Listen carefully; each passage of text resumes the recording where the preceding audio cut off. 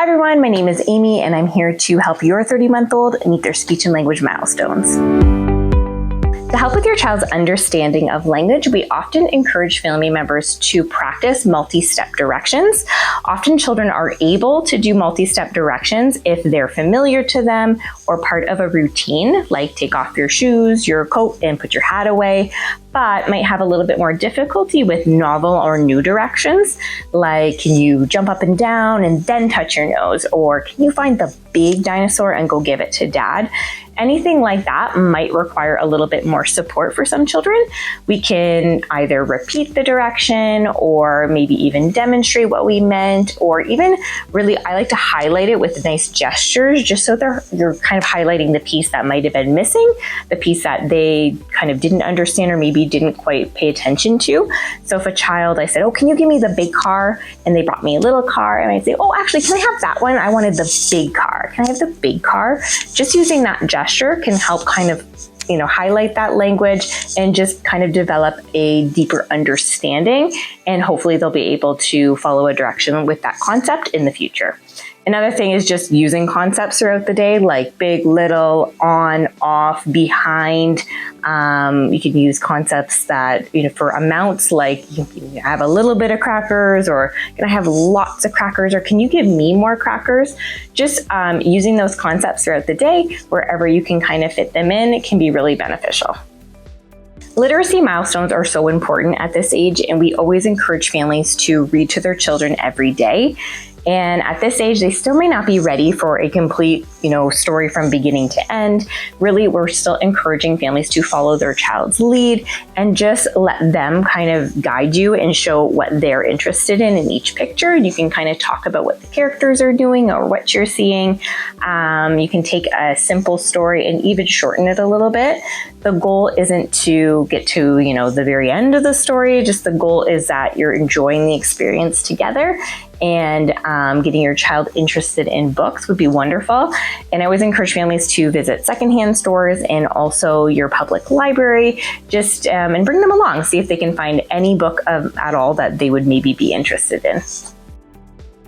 To help with your child's social interaction, we often encourage decreased screen time and increased peer exposure by attending early on centers or any preschool program in your area. If you attend these centers, hopefully, they'll be around other kids and they might actually start playing with other children a little bit more and hopefully building connections with children their own age.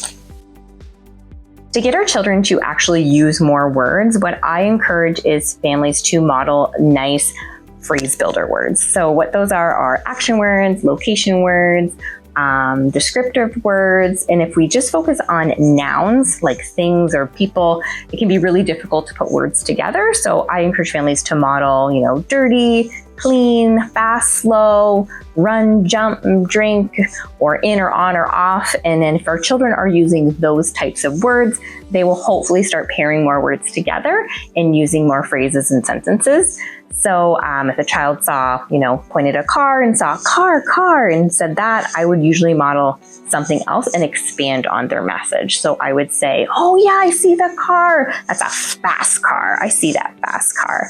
Just giving them another word that they could hopefully pair with that word in the future. So we do that, and we also encourage families to speak to use appropriate pronouns when speaking instead of using the third person all the time, like, oh, mommy's tired, or oh yeah, those are Owen's shoes, to just model the pronoun that you would like them to use, like, oh yeah, I'm tired. Oh, I see your shoes. That's your shoes. So just modeling those at home and even pairing it with a nice gesture can really be nice. And hopefully that would encourage your child to use those in the future. Children that are 30 months may speak unclear at times or be difficult to understand. And if you're wanting to hopefully help them a little bit with their pronunciation, it's just important to be face-to-face and speak very clearly when you're trying to emphasize perhaps the sounds that they're missing. It's pretty common that children might change sounds at this age. They might say cup for cup, and that's okay. But especially if a child is dropping off a lot of sounds, that might be, some words that I might emphasize for them. If they said, ka for cup, or if they said ready and it was ready, I might actually, get nice and face to face and say, oh, I see that you're ready, and really emphasize the sound that they're missing. If you ever have any questions about your child's speech or language, please feel free to visit us at connectwithus.ca, and you yourself can do an online referral. Thanks so much for watching.